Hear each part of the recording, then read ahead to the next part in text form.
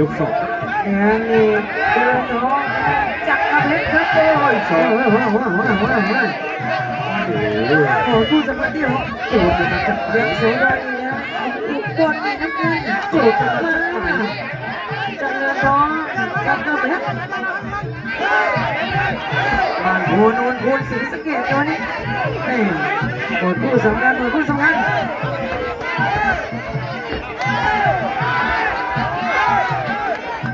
มาอีกแล้วมาอีกแล้วมาอีกแล้ว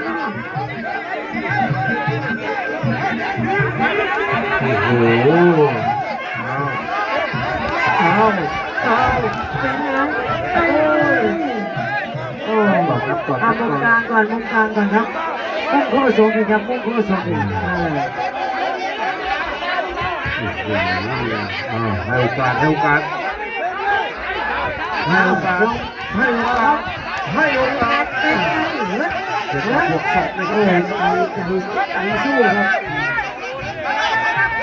แต่ถ้าเป็นโคศกดีโดนี่ไม่ไหวแล้วไม่ต้องไม่ไหวแล้วนี่แต่ว่าเขายังยืนอยู่นะยังยืนอยู่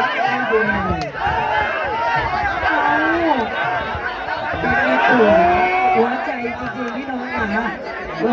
หมอครับหมอขาหมอหมอดูก่อนแขนจะยกขึ้นมาเอาขาโอ้ย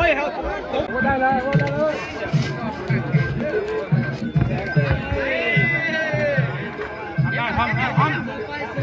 สามยกไปต้องคิดนานเลยดู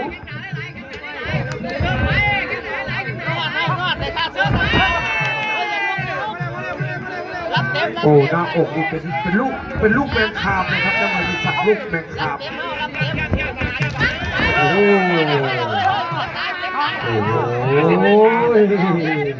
นับเลยครับโอ้เจ็บแล้วบอลได้เลยดูหน่อยเดี๋ยวมันจะกลับใจสู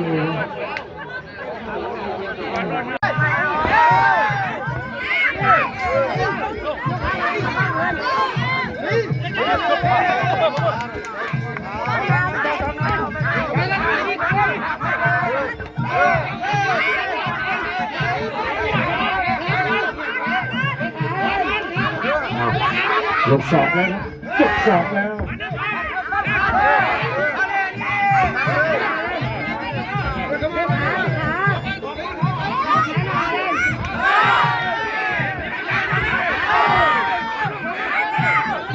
ที่สองสำลังเดียดจิตสารวัตรเดียดเรื่องที่การสามโอ้กระชับก็ไม่พูดแล้วครับจะสั่งลูก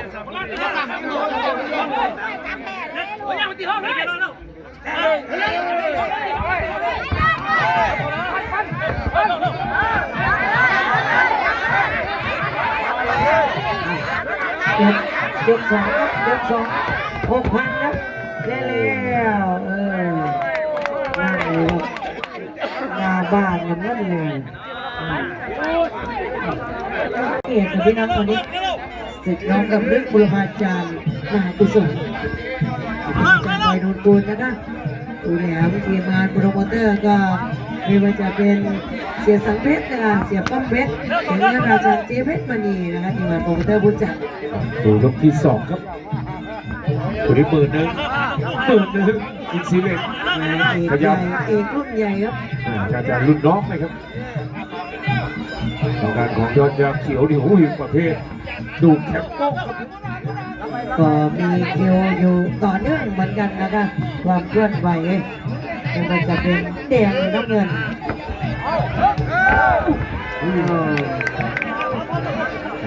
ที่สองครับหมดผู้สำคัญอีก4 เด็กยอดยาเขียวต่อยลำตัวจับด้วย2ว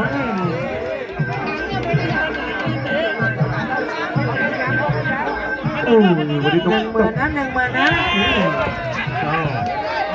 สีเล็กแต่ไม่ทราบว่าอบตอาพรบาสีนี่กับอย่างกับทีมงานต้องสตั๊ก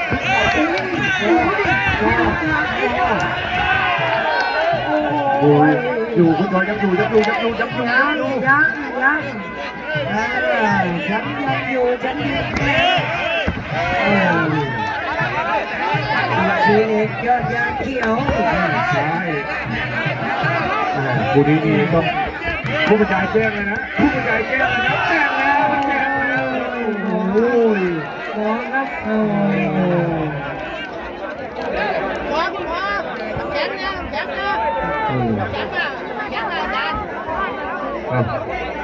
ดูขาด้วยครับ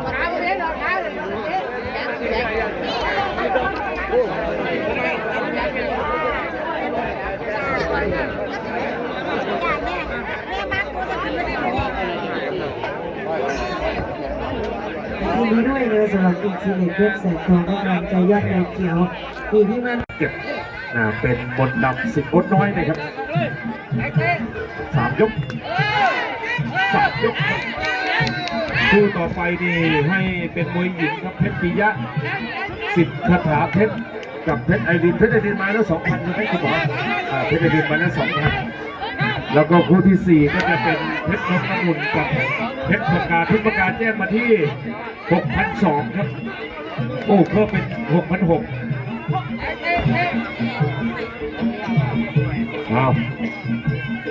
เริ่มจะโบนยอดทุนการศึกษาเริ่มจะขยับนะครับย้ำเลยครับบนเวทีเป็นคู่ที่2แดงฟ้าเพชรเกียรติจำรูนนะครับส่วนน้ำเงินนี่เป็นมนดำสิบอ้นน้อยครับมาเข้าเวรแทนทางด้านของสักเก็ตนะครับแต่นี่ทีมงานเกียรติจำรูนนะครับทีมงานของครูทูลนะครับทีมงานเสียตีนนคูณทีมงานเจ๊เพชรมณีครับทีมงานจากสระบุรีครับ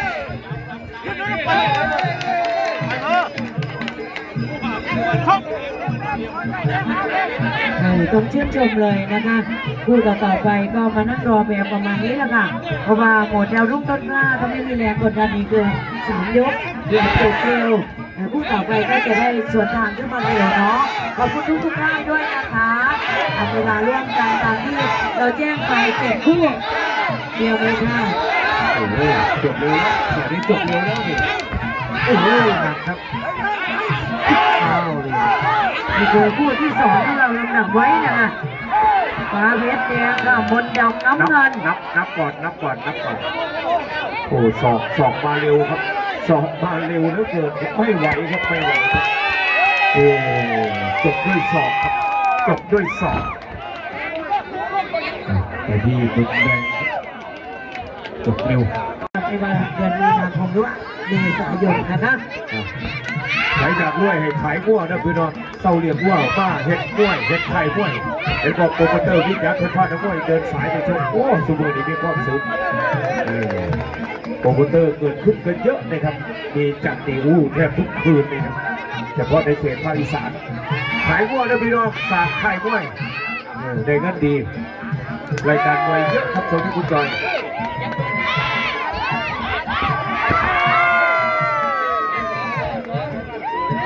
หมดดาวรุ่งนะวันที่3 ยกมีทุนการศึกษา 2,000แดงเพชรปากินน้ำเงินก็เพชรอังเป้าโอ้โหแม่แค่ยกแรกนี่หางคิ้วด้านซ้ายแดงนี่โปนะครับ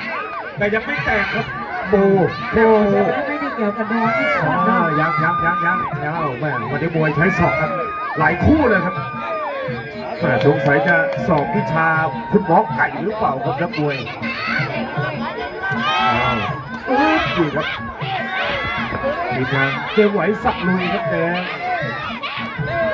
น้ำเงินนี่ของคู่ดวงเลยครับรอยต่อกับหนองทับคากับทุกสิ่งครับมันเป็นรุ่นใหม่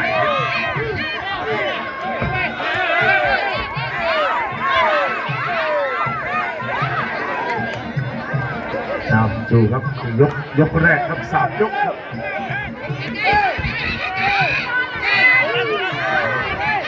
โอ้ดูการขวางครับการขวางโอ้ลูกศิษย์เสียคาถาเพชรครับแดงซ้าย ที3 ยกนะคะยกที่1นะคะลำดับที่5ที่เราเรียงไว้เพชรเจอเพชรจุดคู่เพชรพาคิดเพชรอ่างเปาพักก่อนจ้าแล้วก็ทีมงานคุณออสพิบูลนะคะอาจารย์ปันเหล็กตอนนี้ก็นำนักมวยมาถึงแล้วนะคะ